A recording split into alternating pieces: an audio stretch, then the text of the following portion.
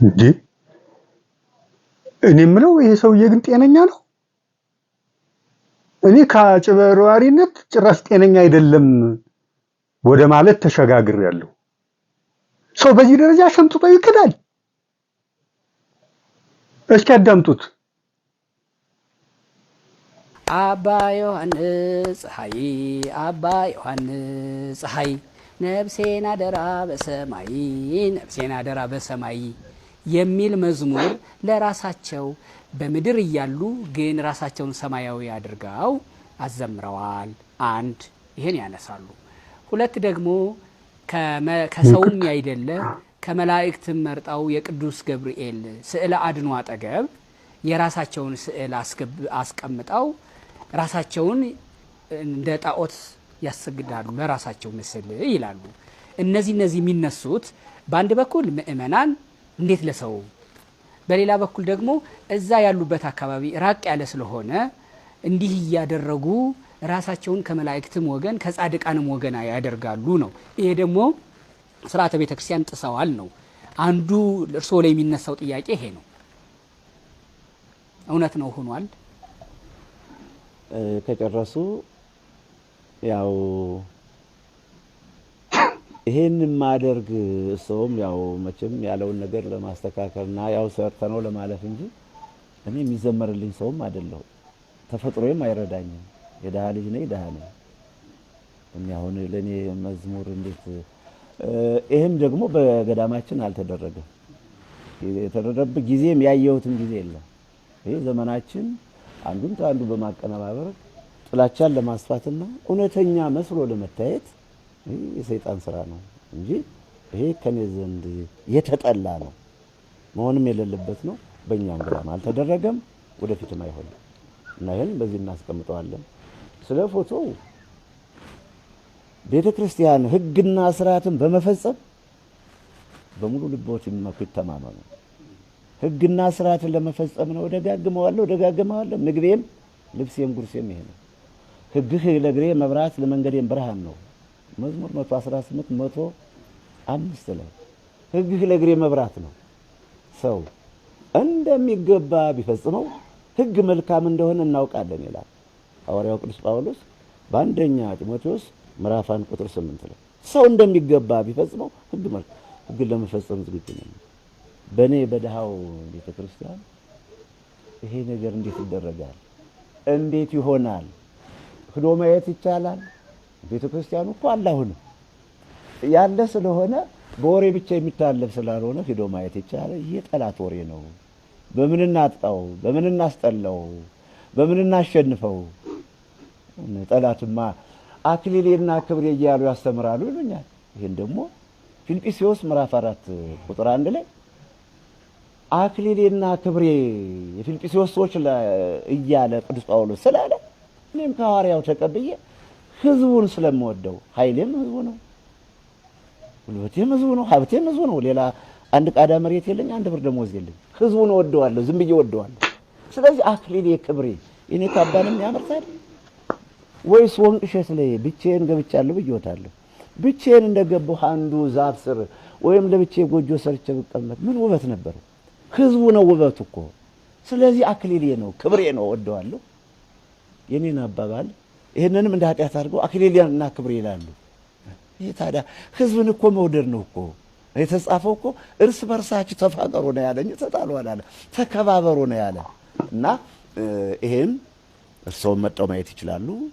ብዙዋን አባቶች መጣው አይተውታል። የጠላት ወሬ ነው፣ በእኛ ዘንድ አይደረግም። ከዚህ በፊት አልሆነም፣ ወደፊትም አይሆንም፣ አይደረግም። ይሄን ይመስላል። ሌላ የሚጠይቁት ካለ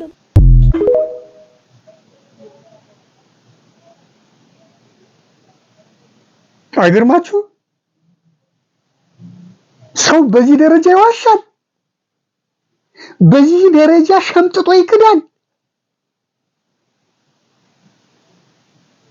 እሺ ይደረግ ነበር። አዎ ባለማወቅ ይደረግ ነበር። ግን ስህተት እንደሆነ ስናውቅ ስንረዳ ትተነዋል። እኔም ንስሐ ገብቼበታለሁ ማለት ማንን ገደለ?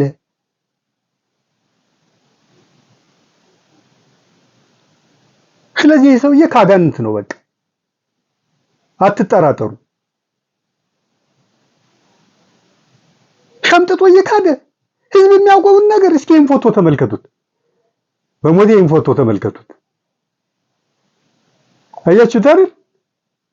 የሱ ፎቶ ከቅዱስ ገብርኤል ፎቶ ይበልጣል በትልቅነቱ። እሱ ግን ምን አለ? ሸምጥቶ ጨርሶ የለም ወደፊት እስካሁንም አልተደረገም፣ ወደፊትም አይደረግም።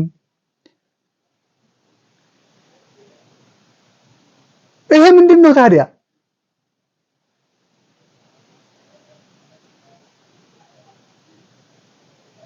መዝሙሩስ ምዕመኑ የሚዘምረው መዝሙር ስለሱ የሚዘምረው መዝሙር ምንድነው? ያ ሁሉ መዝሙር ምን ጨርሶ የለም አልነበረም? ያ ሁሉ ምዕመን ይታዘበኛል አይባልም? ሰው በቅጥ ይዋሻል እንደው ለማስመሰልም የሆነ ነገር እንደ ጨርሶ ሽምጥጥ አድርጎ መካድ። ያ ሁሉ አሁን ለነገሩ አዚም የተደረገበት ነው። እንዴት ብሎ ይታዘበኛል ብሎ ይፈራል? ስራውን ይተማመናልና። እኔ ምን ይመስለኝ ነበር? ከእውቀት ማነስ፣ የዚህ ሰውዬ መሳሳት ከእውቀት ማነስ ይመስለኝ ነበር።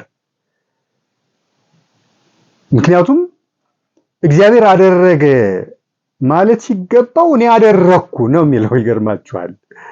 እኔ አደረኩ ይላል። እግዚአብሔር አሸነፈ ጠላቶች የሚላቸውን ተሸንፈውም ከሆነ እግዚአብሔር አሸነፈ ማለት ሲጠበቅበት አሸነፍኳቸው ይላል።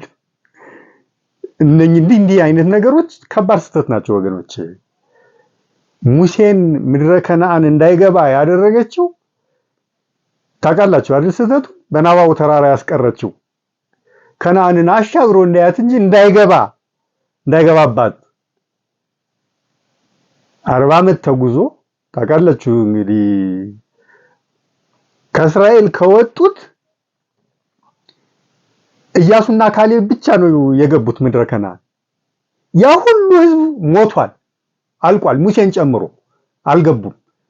እዛ በስደት እያሉ በ40ው ዘመን ውስጥ የተወለዱት ናቸው ሌላው ህዝብ ማለት ነው። ከግብጽ ወጥቶ አብሮ ወጥቶ የነበረው ግን ከሁለት ሰው በስተቀር ማንም የለም። በሙሉ አዲስ ትውልድ ነው በረሃ የተወለደ እና ሙሴን በናባው ተራራ ያስቀረችው ከነዓንን እንዲያሻግሮ እንዲያያት እንጂ እንዳይገባ ያደረገችው ውሃን ከጭንጫ አፈለኩላችሁ ምን አድርግ ነው የምትሉኝ ብሎ በመናገሩ ነው። ያፈለቀው እግዚአብሔር ነው፣ እሱ አይደለም። እግዚአብሔር ነው ሊመሰገን የሚገባው ሊከብር የሚገባው። በእግዚአብሔር ኃይል በተደረገ ነገር እሱ ሊከብር አይገባም። እግዚአብሔር ያደረገውን እኔ ያደረኩት ሊል አይገባም። አፈለኩላችሁ ውሃን ከጭንጫ አፈለኩላችሁ ብሎ በማለቱ ስህተት ስለሰራ ምድረ ከነዓን እንዳይገባ አደረገችው። እቺ ስህተት አያችሁ ምን ያህል ቀላል መስሎ ከባድ ዋጋ እንደሚያስከፍል እግዚአብሔር ያደረገውን እኔ ያደረኩ ማለት እና ይሄ ሰውዬ ከእውቀት ማነስ የተነሳ ይመስለኝ ነበረ ስህተቶቹ። እኔ አደረኩ አሸነፍኳቸው፣ እኔ ነው በቃ ማዕከሉ፣ የስብከቱ የምኑ ማዕከል እኔ የሚል ነው። ራሱ ነው በእግዚአብሔር ቦታ ራሱን ነው ያስቀመጠው፣ ራሱን ነው የሚያስመልከው ማለት ነው። እና ይሄ የሆነ ግን በድንቁርና በእውቀት ማነስ ይመስለኝ ነበረ። ለካውቆ ነው ማለት ነው የሚያጠፋው። ምክንያቱም እንደዚህ ሸምጥጦ ካዳ። ሐቀኛ እውነተኛ ሰው ቢሆን ኖሮ ይሄ ሰውዬ ምን ነበር የሚለው? አዎ ያለ እውቀት በስህተት ነበር የተደረገው፣ ኋላ ግን አርመነዋል፣ አስተካክለነዋል፣ እኛም ንስሐ ገብተንበታል ነበር።